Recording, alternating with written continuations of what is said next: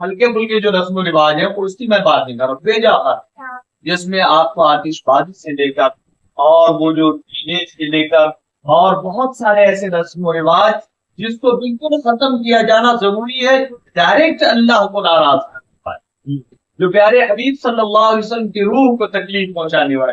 ایسے کاموں کو ہم اپنے شادی سے اگر نکال دیتے ہیں، بہت ساری مشکلات سے ہم بچ جائیں گے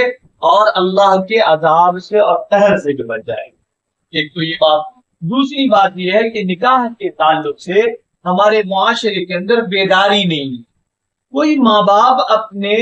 بیٹی کو یہ سمجھاتا نہیں ہے کہ بیٹی تو جب یہاں سے میرے گھر سے رخصت ہوگی تو جس گھر میں جائے گی وہاں جو لوگ ہوں گے وہ ہم جیسے لوگ ہوں گے،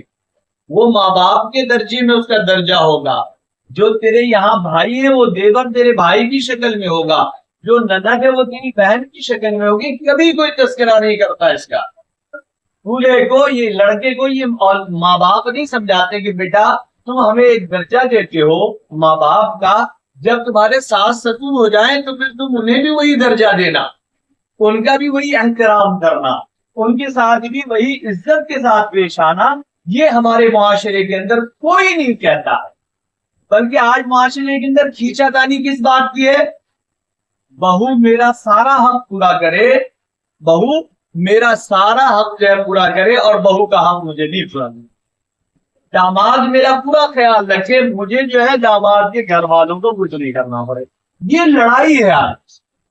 بیٹا جو ہے وہ میرا ہے اور داماد بھی میرا، یہ لڑائیاں ہیں، یہ مشکلات ہے۔ میرے محترم اسلام نے ہر ایک حقوق کو واضح کر دیا ہے اور کسی کا حق کسی سے ٹکراتا نہیں ہے۔ مسئلہ یہ ہے کہ ہم نے جانا نہیں مرانی، جس کی وجہ سے ہمارا گھر جہنم کا نمونہ بن چکا ہے۔ معاشرے کے اندر آج اتنی مشکلات ہے، جس مشکلات کا میں تذکرہ کروں تو صبح ہو جائے اور شاید مشکلات ختم نہ ہو،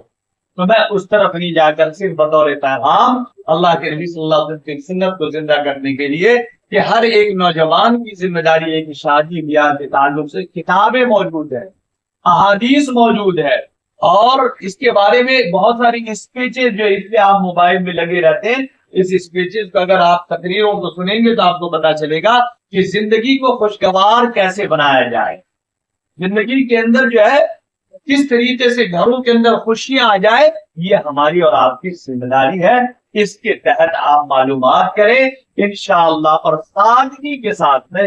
جہاں بھی اب نکاح پڑھاتا ہوں، پہلے تو میں نہیں کہا کرتا تھا، میں 20 سال سے تقریباً یا 22 سال سے نکاح پڑھاتا ہوں، اور میں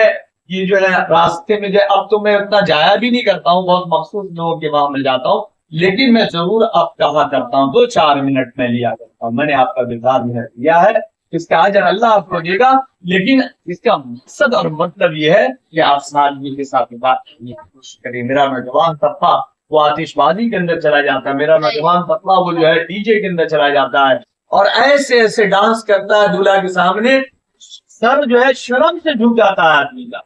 تو میں آپ کو شرمندہ نہیں کرنا چاہتا، میں آپ کی عیب جوئی نہیں کرنا چاہتا، میں صرف اللہ سے آپ کو ڈرانا چاہتا ہوں کہ اللہ کو ناراض نہ کرے، اللہ کی ناراضگی مول نہ لے، پیارے حبیب صلی اللہ علیہ وسلم کی ناراضگی مول نہ لے۔ اللہ تعالیٰ ہمیں اور آپ کو اس میں سے زیادہ عمل کرنے کی توفیق عطا فرمائے۔ وما علینا الا البلاغ۔